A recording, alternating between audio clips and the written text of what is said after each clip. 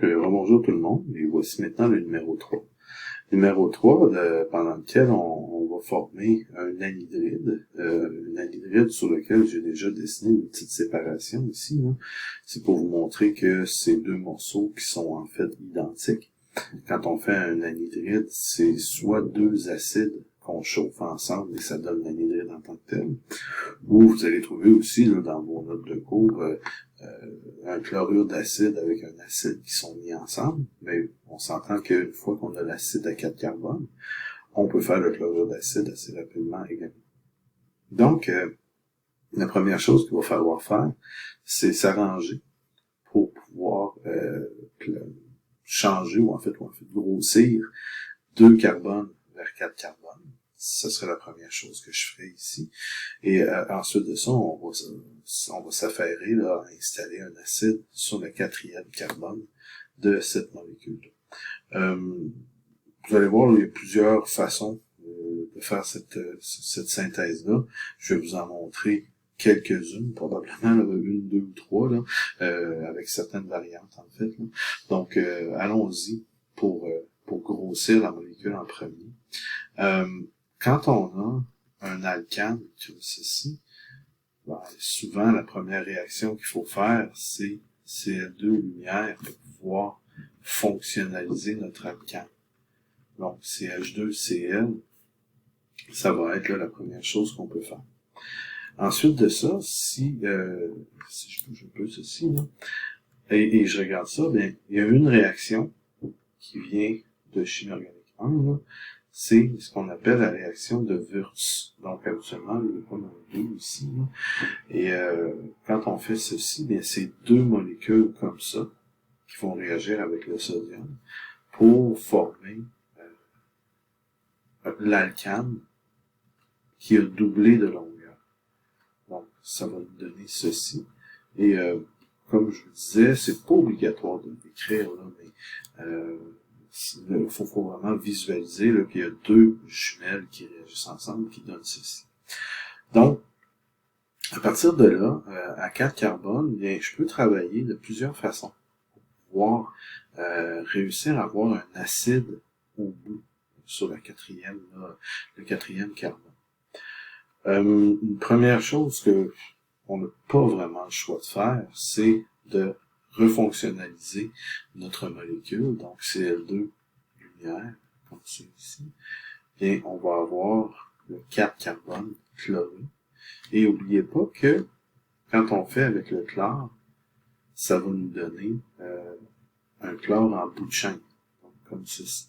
Okay? Un Cl à cet endroit-là. J'aurais pu utiliser un brome, ça l'aurait mis au centre, là, mais avec un chlore ici, ce serait suffisant. Et je pourrais utiliser cette molécule-là, faire je préfère soit une substitution, ben une élimination. Là. Allons-y avec une voie qu'on connaît un peu plus, parce que on me montre souvent de faire des alcènes à un moment donné dans le processus qui nous permet d'avoir une certaine variété de réactions. Si je suis rendu à cet endroit-là, bien, je pourrais faire ici une hydroboration. Donc, je peux faire là, BH3. C'est ça, là. Par deuxième lieu, on fait ça avec du H2O2, là, je pense que dans l'eau Washman, ensuite, là. Fait que c'est comme premier, deuxièmement, là, comme ceci.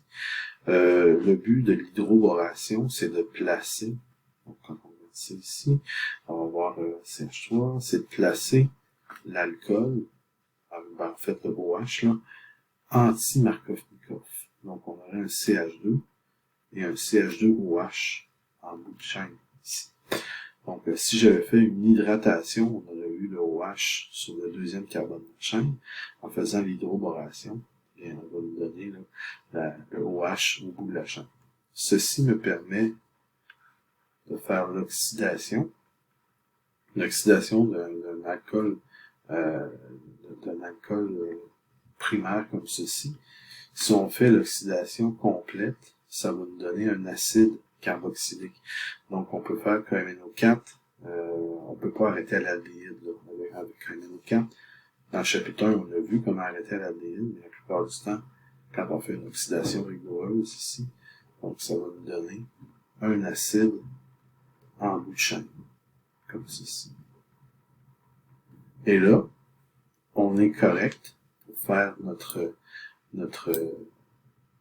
anhydride parce qu'on peut prendre 2 fois cette molécule-là et faire un chauffage et obtenir l'anhydride qui est voulu.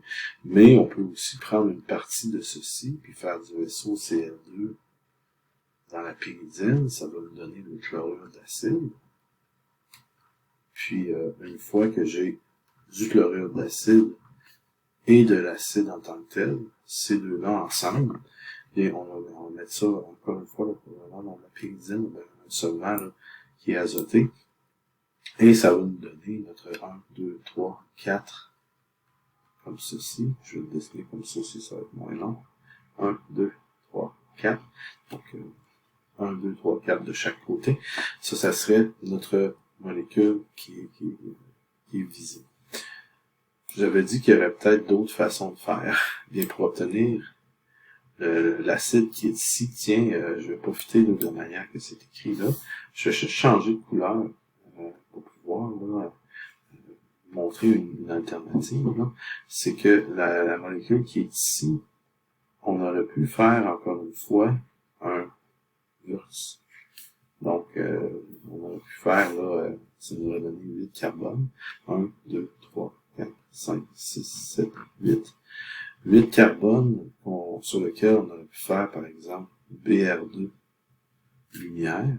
Et selon la la régiosélectivité des halogénations, bien, le brome va aller plus en milieu de chaîne. Donc, ça pourrait nous donner quelque chose comme 1, 2, 3, 4, 5, 6, 7, 8.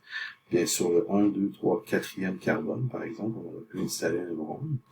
Et une élimination aurait pu nous donner, par exemple, je vais juste le réécrire comme il faut, peut-être le mettre ailleurs.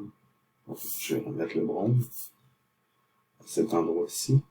Donc, le brome qu'on aurait pu éliminer avec un NaOH, là, ça aurait pu nous donner un des produits possibles, parce qu'il y en a plusieurs, là. 1, 2, 3, 4, 5, 6, 7, 8. Ça aurait pu nous donner l'alcène au centre, que je vais redessiner correctement, pour que ce soit peut-être un peu plus clair, comme c'est ici. Et ça va donner un alcène à cet endroit-ci, et qu'on aurait pu faire avec KMNO4, et ça nous aurait chauffant, là, et ça nous aurait donné l'acide qui est ici. Donc, comme vous pouvez voir, là, c'est la voie que j'ai prise ici, n'est pas la seule là, qui était possible.